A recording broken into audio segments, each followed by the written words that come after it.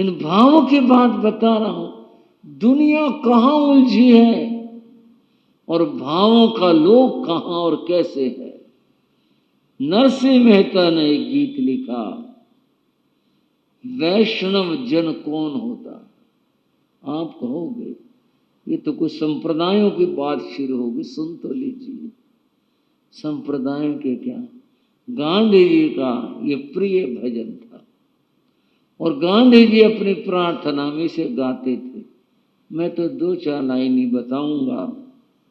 क्या है वो गीत? वैष्णव जन तो तेने रे कहिए, वैष्णव उसको कहो जैन बंधु। बात आपके भी आनी है क्योंकि भावों की मैं चर्चा कर रहा हूं, बात आपकी भी होनी है।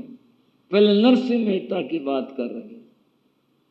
नरसिंह मेहता ने कहा, वैष्णव जन तो तेने रे, वैष्णव उसको कहो, किसको कहो?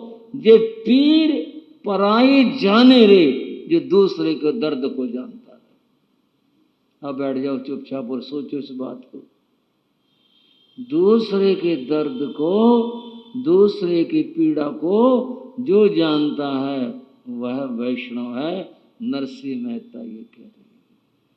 और जिसको दूसरे का दर्द और दूसरे की पीड़ा का एहसास नहीं है, वो ढोल पीटता रहे, कुछ कहता रहे, वैष्णव वो होगा जो दूसरे की पीड़ा को जानता है। पर दुख उपकार करे तो ये, उपकार करता है, दूसरे के दुख को दूर करने का प्रयास करता है, ये उसका उपकार है। पर दुख उपकार करे तो ये, मन अभिमान न आने रे, उसके मन में किसी का दुख दूर करके, किसी की सहायता करके और अभिमान न आए। श्राव को चिंतन साथ करना, विचार साथ साथ करना। किसी का भला कर दिया तो फिर अभिमान नहीं आना चाहिए। भूल गया मैंने तेरा कितना काम कर रखा है, हमारा कितना बड़ा एहसान है, तुम्हारे ऊपर एहसान है। और क्या आदमी 7 पीढ़ी के एहसान गिनवा देता है? नहीं, मन अभिमान न आने दे, मन में अभिमान नहीं आना चाहिए। परोपकार। और जैन धर्म का तो नारा ही है, परस्परोपग्रह जीवाना। एक दूसरे का भला करना ये जीवों का धर्म है। किसी का अच्छा करना, भला करना ये धर्म है।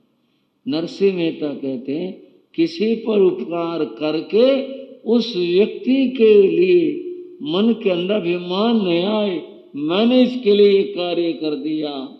और बंधुओं, बस मैंने कहा था 2-4 लाइनें कहूंगा। सकल लोक मां सहुन बंदे, सुनो, सकल लोक मां सहुन बंदे, सारे संसार में जो मिले उसको नमस्कार करे।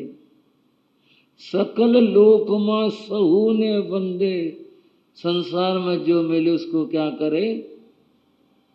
नमोकार मंत्र का 5म पद साधु के संदर्भ में क्या आया भाइयों?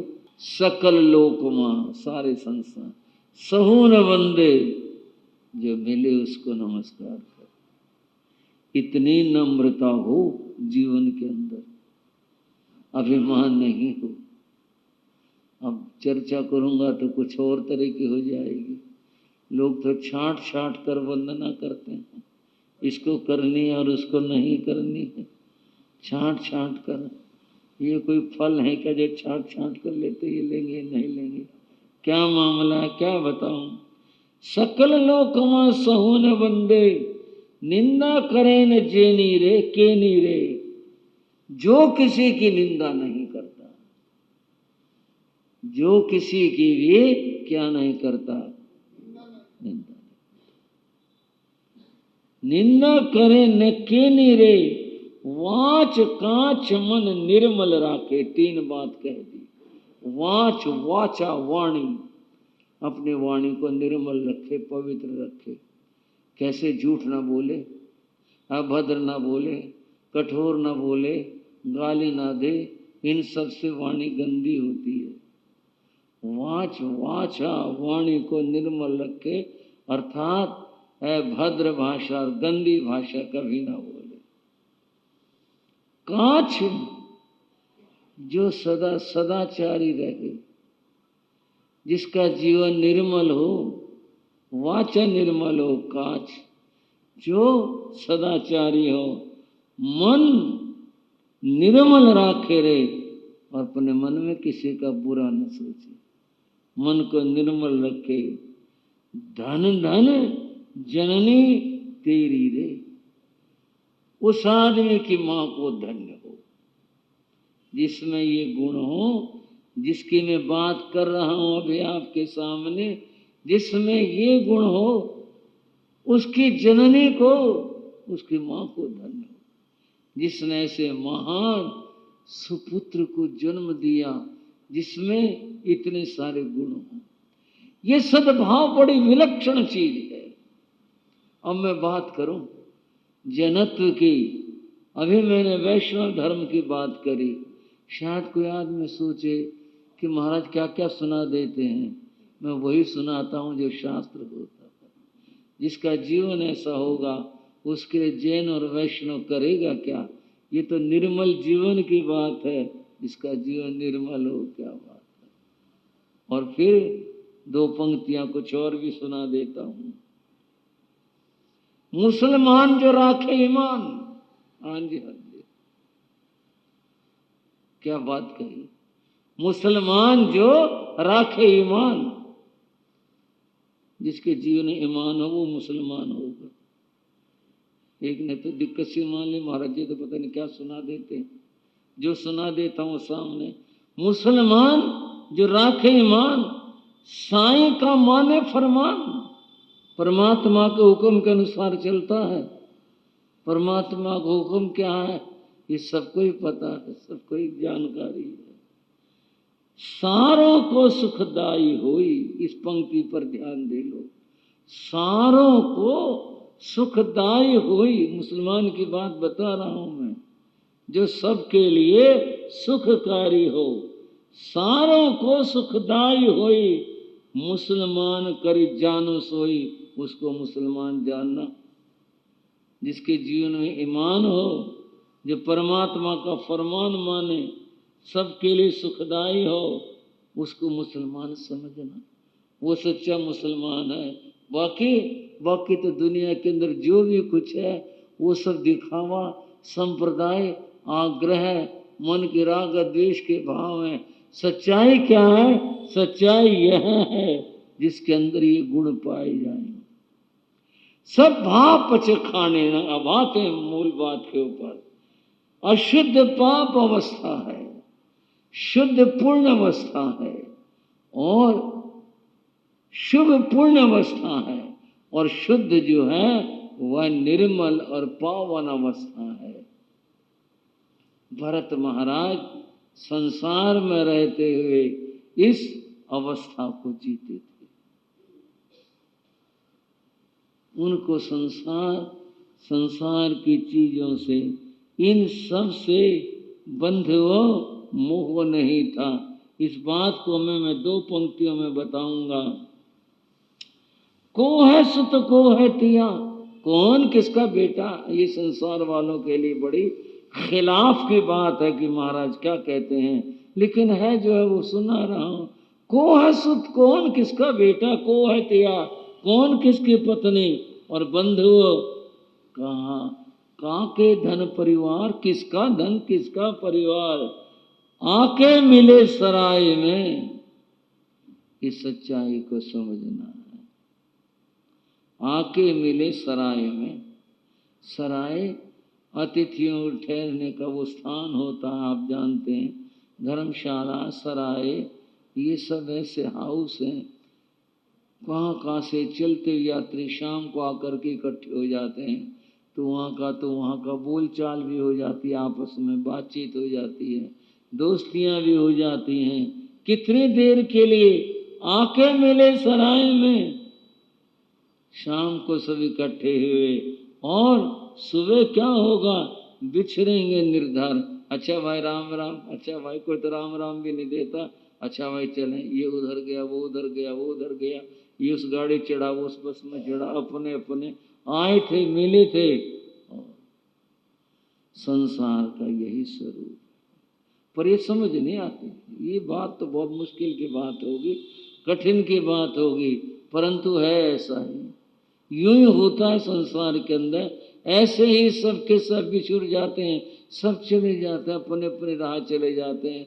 कोई किसी के रोके से रुकता नहीं है, कोई रुकना चाहे रुक नहीं पाता, कोई रोकना चाहे रोक नहीं पाता। बस आया समय और सब अपने अपने चले जाते हैं, पहुंच जाते हैं। भरत महाराज, प्रातः काल का समय था, अपने दैनिक कार्यों में लगे हुए थे। दैनिक कार्य संसारियों के यही, स्नान आदि के कार्य, ये सब उन सब कार्यों में थे। प्रातः का समय था, शरीर की सज्जा देखभाल का समय था, प्रातः का समय था। बंधुओं, इस प्रातः के समय को भी समझने की जरूरत है। उपनिषदों के अंदर कहा, प्रातरुत्थाय, प्रातः उठकर सबसे पहले कानों को भोजन दो।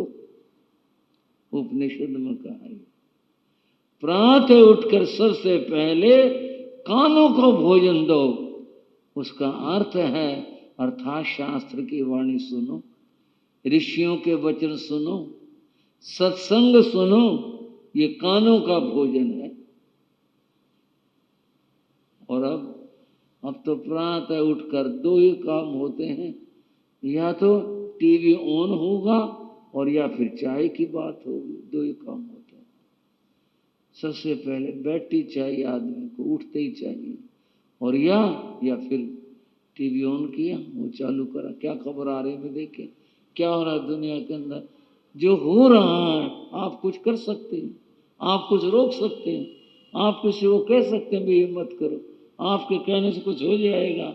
हो रहा है जो कुछ है, आप क्या कर सकते हैं?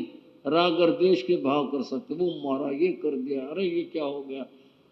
लोग टीवी तक तोड़ देते हैं, और कब? खेलों के मामले में आकर हमारी वाली टीम हार गई तो फोड़ दिया, टेलीविजन तोड़ दिया, ये तो आप ही जानते हैं। राग देश के सिवाय और क्या कर सकते हैं? कुछ नहीं कर सकते। आपके कहने से कोई रुकने वाला नहीं। आत्मा का ख्याल करो, वो नहीं होता, बस इनमें रहते हैं। आज के आदमी के पास दो ही काम है, एक तो यह है चाय पीने का, और दूसरा काम है टीवी देखने का। बस ये काम है। उपनिषदों में तो ये कहा कि प्रातः उठकर कानों को भोजन दो, मुंह को नहीं, कानों को, अर्थात ऋषियों की वाणी सुनो, शास्त्र सुनो, सत्संग सुनो, संतों की वाणी सुनो। पहला काम यही होना चाहिए। महाराज भरत की बात थी, आप कहोगे यहाँ बताओ क्या हुआ। यहाँ भी मैं बता रहा हूं कि वे प्रातः उठकर अपने शरीर की जो दैनिक चर्याएं और क्रियाएं थे वो कर रहे थे, जिसमें व्यायाम भी था, जिसमें और भी क्रियाएं थी, और जिसके अंदर बंध वो स्नान आदि के कार्य भी थे, वो सब उन्होंने संपन्न कर लिए। और फिर अब तो वस्त्र धारण और आभूषण धारण का प्रसंग आ गया। इन कार्यों से निवृत्त होकर के जो एक विशेष कमरा था, जिसके अंदर सारे साधन उपलब्ध थे, वस्त्र भी उसके अंदर उपलब्ध थे, आभूषण भी उपलब्ध थे, ये सब थे। उस आभूषण वाले कक्ष में, सज्जा श्रृंगार वाले कक्ष में महाराज भरत आए थे, दर्पण लगे हुए थे। एक बार हमारा भी काम पड़ गया। आप पूछोगे आपका क्या काम पड़ गया? हम चले गए बिरला मंदिर में। बस यूं कह लो, संतों को मौज कह लो, कोई यूं कहेगा आपका क्या काम था। बस काम की न पूछो, संतों की अपनी मौज है। एक कमरा सा था, आखिर में गए थे उसमें, उसमें अंदर जाने का एक ही दरवाजा था। तो वो निकले गुस्सा में, कहा भैया निकल लेंगे तो हमारी एक ही दरवाजा है, अंदर छोटा ही कमरा है, क्या चीजें देखने किसमें देखें। वो नंबरी ना आके दे, वो ये चौकीदार था, उसने फिर काम किया, रोका। अच्छा जी, कहा जाओ जी। हम गए, एक प्रतिमा थी श्री कृष्ण की बीच में, और जब खड़े हुए कितने कृष्ण दिखाई दिए उसमें। वो तो दिखाई दिए दिए, अपनी आकृतियां इतनी दिखाई दी, चारों तरफ जिधर देखे बस उधर अपनी आकृतियां। वाह, ये बड़ा विचित्र मामला है, कितनी सारी आकृतियां चारों, ऊपर भी सब जगह चारों ओर वही आकृतियां। ये तो बड़ी विचित्र चीज है। बंध वो दर्पण की अपनी माया है। ये दर्पण जो है ये झूठ भी बोलते हैं। एक दर्पण के सामने हम भी गए थे, रॉक गार्डन चंडीगढ़ में, वहां की बात है। एक दर्पण का आगे खड़े होगा, मुझे इतना मोटा दिखाई देगा कि मैं खुद डर गया। मुझे ये क्या हुआ, इतना भारी, इतना बड़ा सा, इतना बड़ा सा, वो भाई ये क्या हो। फिर मैंने औरों को मगर देखना जरा, याद देखो। तो मगर ये दर्पण झूठ भी बोलते हैं, और कहीं इतना पुतला सा और लंबा सा, कहीं कैसे कहीं कैसे, ये कुछ का कुछ बना देते। संसार का बस यही खेल है, यही आनंद है संसार का।